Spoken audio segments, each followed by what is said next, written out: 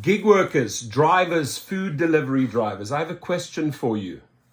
Are you an independent contractor, right?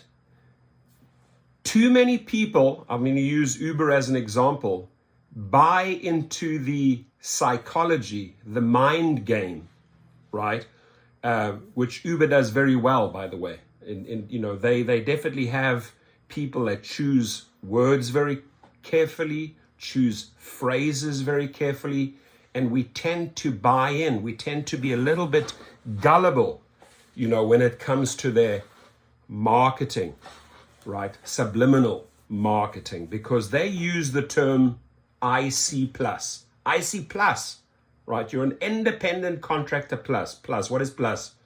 On steroids, on elevated, what is the plus, right? So we automatically think, well, am I an IC plus? I'm not like an elevated or above independent contractor. No. In your mind, you then say, no, I'm an independent contractor. I'm not an IC plus. And the moment you have accepted that term, right? No, I'm not an IC plus, but I'm an independent contractor. You believe you are an independent contractor. No, you're not, right? You are an IC minus, probably minus, IC minus, right?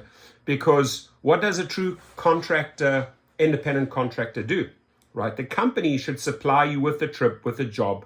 You then choose, hey, am I taking this? Am I going to work right now? No, I'm going to set my own rate. That's what an independent contractor does, right? I will choose if I'm going to go and deliver at that destination, or if I'm going to go and pick up the rider at that starting point, right? Those are the choices that a true independent contractor has. But the companies only give you a watered down version of IC, right? Of independent contractorship, and that is the flexibility to drive when you want to. When you want to. Time factor. Oh, I'm going to work at 3 a.m. I'm going to stop working. I'm not going to work for a day. I'm going to work in the evenings.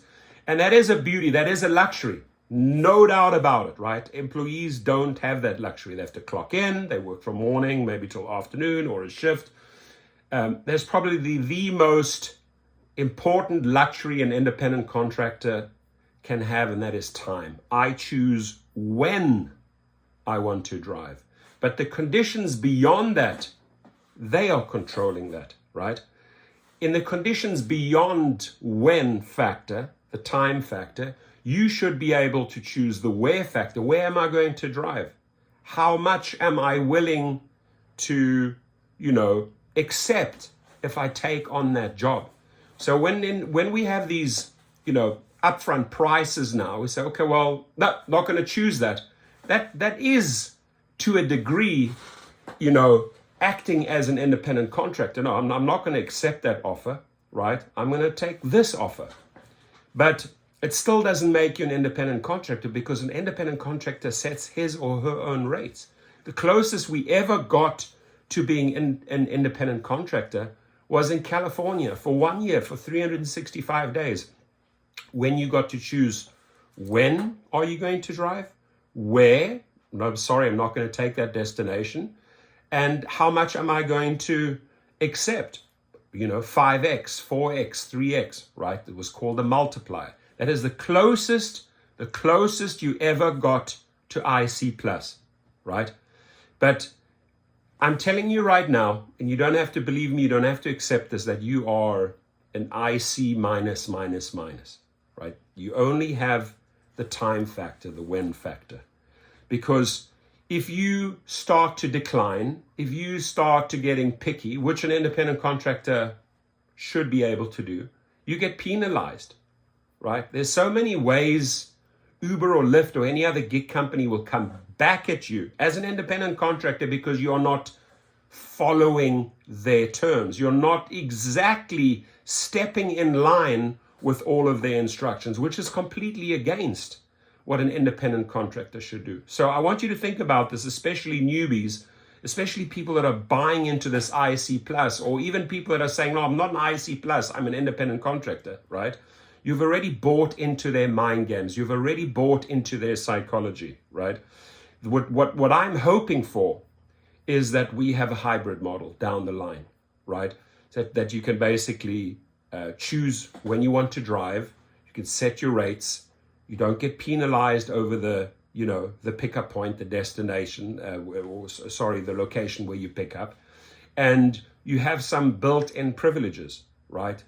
That, for example, medical aid or holiday pay or just built-in privileges that any employee enjoys, right? Because you're not an independent contractor. If you are an independent contractor, Uber and Lyft should treat you like an independent contractor. They're not treating you like an independent contractor. So think about that. Give me your take. I'm hoping that we eventually can work towards a hybrid model. I am not a fan of saying, hey, every driver or gig worker should become an employee, right? That's probably what the government wants, what the state wants, right? Because they will be making money in that model if you were an employee. It's not going to work, right?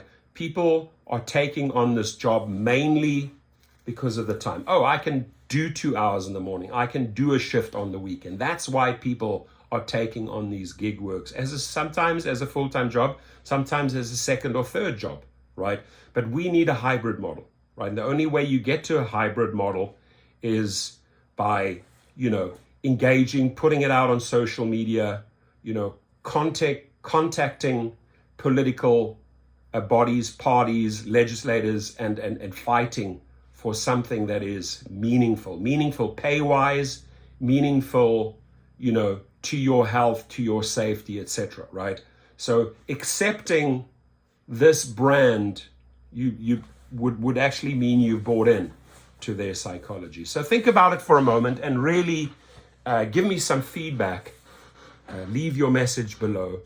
I'm going to put it out there that we are an IC minus. I'll leave it up to you to prove me wrong. Have a good day.